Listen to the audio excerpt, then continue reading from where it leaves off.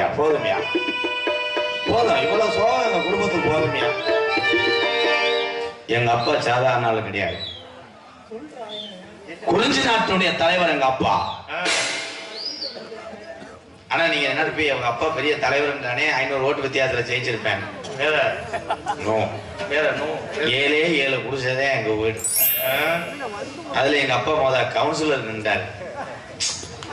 2 ஓட்டுல தோத்து போனார். உன்னைய சொல்லல, நீ என்ன லகுடு மாதிரி இருக்கு. உங்களை சொல்லல ப்ரோ.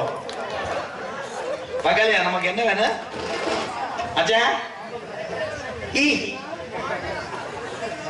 எங்க அப்பா சொல்றேன் 2 ஓட்டுல தோத்து போனார். அந்த 2 ஓட்டு போட்டவங்க எங்க வீட்டுக்காரங்க.